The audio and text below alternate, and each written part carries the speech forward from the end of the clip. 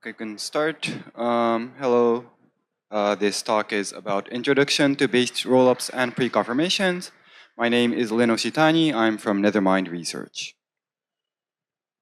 Okay, so in this talk, I will go over based rollups and preconfirmations, what they are. I'll give a quick intro.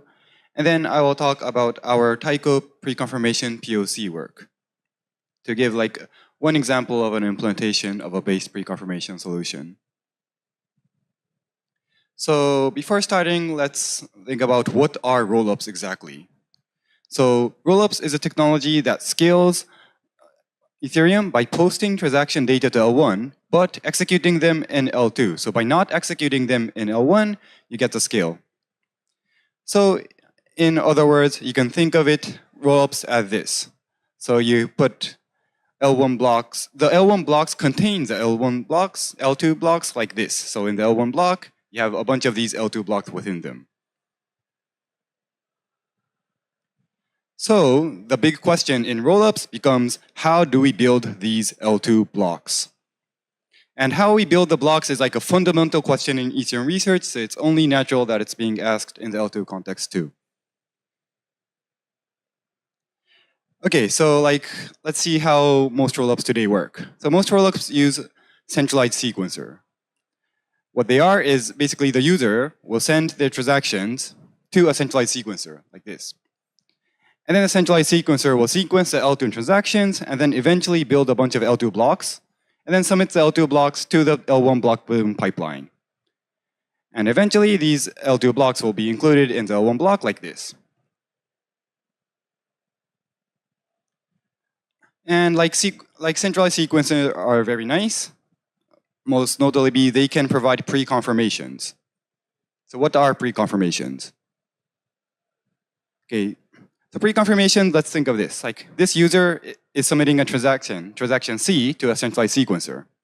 Now what this centralized sequencer can do is that they can provide a preconfirmation. And what they're saying is that it's saying that I will promise you, so like you send transaction C to the centralized sequencer, the centralized sequencer will immediately return this preconfirmation. And the user, by looking at this preconfirmation, they can know exactly what the state of, or what the result of their L2 transaction will be ahead of time. And then some time passes, and then eventually the centralized sequencer will actually post this L2 block to the L1. And in this case, they're like properly like holding the promise. But the key thing here is that the user did not have to wait until this L2 block to be posted to L1 to know the result because of preconfirmations. Okay, centralized sequencers are nice because they can provide fast UX.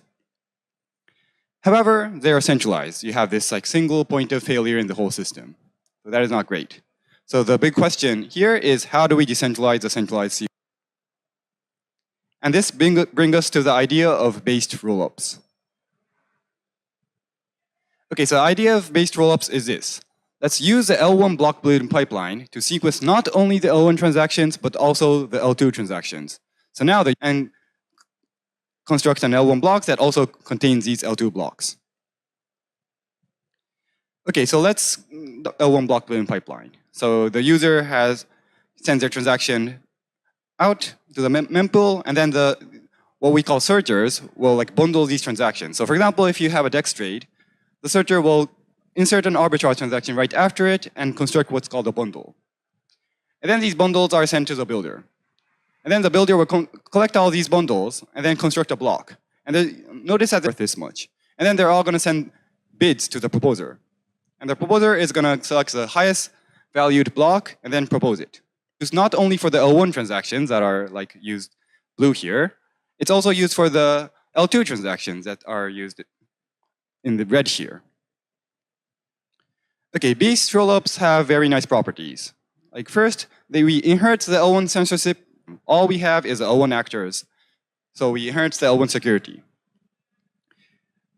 Another nice thing is that we can get L1 composability.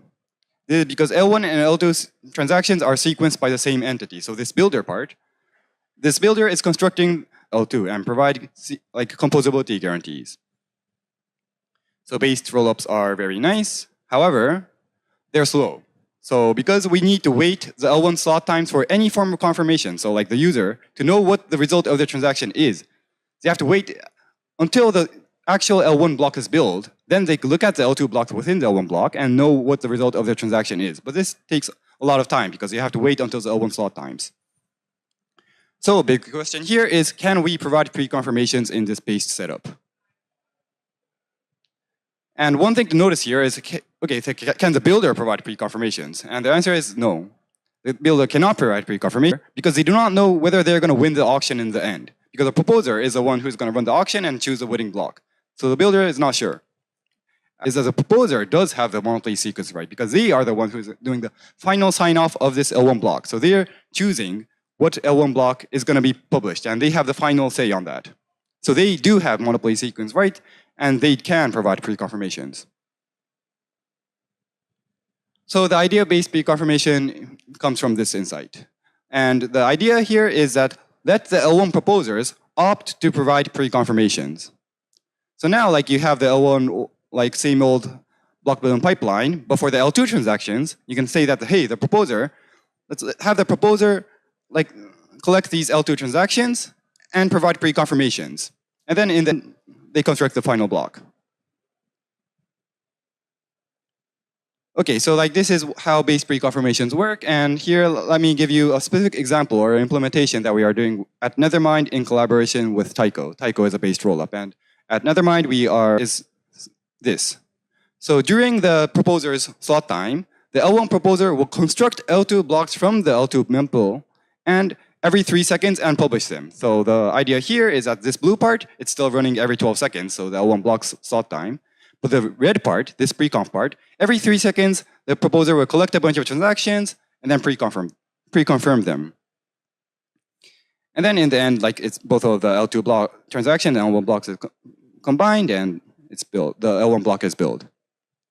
Okay, so let's get into a little more detail. So the sequence diagram that illustrates how our Tycho POC works. And okay, the first thing here to note is this AVS node that I write here. This is a sidecar running alongside the L1 proposers. And this sidecar will be responsible for the pre-confirmation duties, such as registering to be a pre-conf, doing the pre-conf publication, etc. This the AVS node or the L1 proposer will check whether they're registered and whether they're like the next going to be repeated many times. So this until here, until like this part. And this part is going to be repeated every 3 seconds during the 12-second window. And what's going to happen is that the users are going to send a bunch of transactions to the Tycho network, the Tycho P2P. The Tycho has an L2 specific P2P for their mempool. And then the AVS node, every 3 seconds, will L2 block, and then publish the signed L2 block to the Tycho network. And then anyone who's listening to this P2P, they can actually execute it because without waiting 12 seconds, the user is able to know what the proposer is committing to. Yes. So, okay, a little more in detail. Like so, okay, so like what is actually published here? What's published here is this. It's pre-confirmation. First, we have the pre-confirmation header and a transaction list. And the pre-confirmation header, what it contains is a block ID, chain ID, and a transaction list hash. This is the most important part. This is saying that, hey, I, as a pre-confirmer, I'm going to pre-confirm these transaction lists. So I'm going to, like, okay, now, like, later on in the sequence, okay, yeah, then, like, and then, like, one very important thing here is that, okay, what if the submitted L2 blocks here contradict what was pre-confirmed here, right? Because, like, pre-confirmations only work if these two are actually the same. If they're not the same, we're in trouble because, like, the user trusted the pre-confirmer that these are the transactions are going to be eventually included. What if they're not included? So for that, we need slashing. And for slashing is also done like automatically by the AVS nodes. And the idea here is like what if these signed L2 blocks, they mismatch the subletted L2 blocks? Okay, so here's like some like pseudocode for like how this could work. And the important thing here is like, okay, in the L1 contract, we keep track of what was actually submitted to the actually like mapping to. So like what are the transaction hashes that were proposed to L1 basically? And then we have this prove incorrect preconfirmation thing that will like detect whether like the preconfirmation header and the actually submitted L2 block, different things between the preconfed L2 block and the submitted L2 block. So like implementation-wise, the most important part is here. You're just checking that what was actually posted to L1 if it mismatches the header that was actually pre-confirmed. And whether it was pre-confirmed by the pre-confirmer, like we check the signature. So pre-confirmation space. So and one thing is what I call pre-confirmation PBS. Okay, so like what we looked at, the POC implementation and we explained so far is like this setup. Like the user submits the transaction directly to the proposer. The proposer locally builds the L2 blocks and pre-confirms them. But the proposer may eventually want to outsource the pre-confirmation duty to external.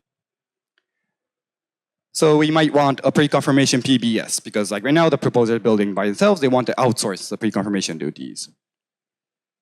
Okay, how can this happen? Like one way maybe to like have a gateway, what we call, to fully delegate this gateway guy, this will do the pre-confirmation duty instead of me. And then you will delegate ahead of your slot to this like specific gateway. And the gateway to PBS. So like what I explained for the L1 here, you can have a L2 specific one, but like have the L2 specific one run in more frequently. So the red part in this diagram, it can run every 3 seconds, while the L1 part, the bottom part, the blue part, can run every 12 seconds. And then you can provide L2 pre-confirmation in this that we had for the base rollups. Run this whole thing every 3 seconds. And this way you can get both L1 and L2 pre-confirmations. And thanks to that, you can also get like good composability guarantees. Okay, that's all. And here are some references on our work on pre-confirmations. And yeah, thanks for listening.